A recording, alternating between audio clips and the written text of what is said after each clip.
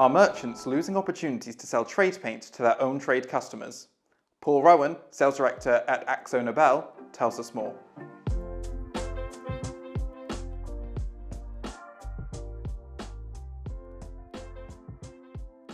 Builders merchants seem not to recognise the opportunity to supply trade paint to their own customers, forcing them to buy their paint elsewhere.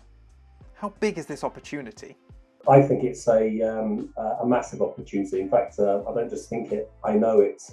We've carried out research with a number of merchants over the recent past, and it's a really amazing statistic actually. We know that 50% of merchants' customer base have a consideration for paint, yet only 15% of that customer base are actually buying paint through those merchants. They're actually walking out the door and they're going elsewhere. It's just such an obvious target for merchants to unlock. So why don't merchants take these easy sales?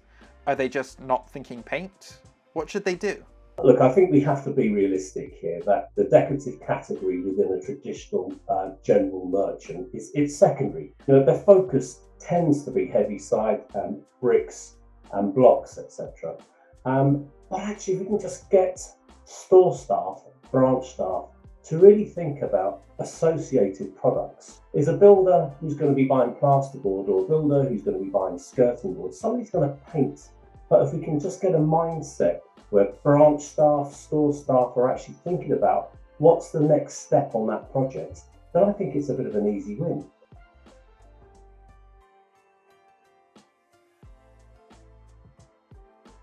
Are there any product developments that merchants should be aware of? One of our strategic pillars is about being a business for good, and that's going to resonate across the whole of the market, merchants and other manufacturers. For us, the trade part of the market is all about innovation.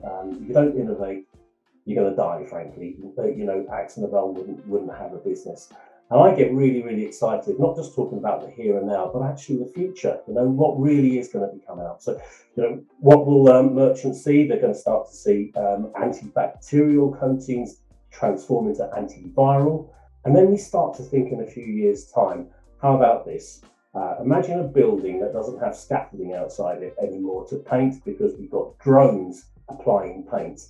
Now, I know that's a little bit of a time off. Think of the car industry. Robots have been applying paint to cars for donkey years.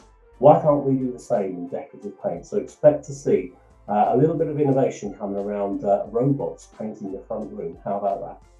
Dulux has led the way in colour. In several home improvement markets, colour has become very important.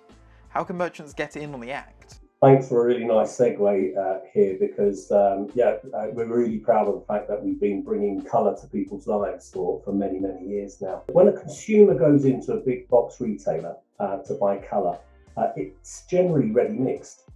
In the trade market, it's the other way around, it's tinted. I think for merchants, what you've got to watch out for is getting wrapped up in being able to tint 15 to 20,000 colours. You can get overwhelmed. Go visit the Dulux Trade Paint Expert app, the Dulux Visualizer. It gives you lots of hints and tips on how to create colour scheme.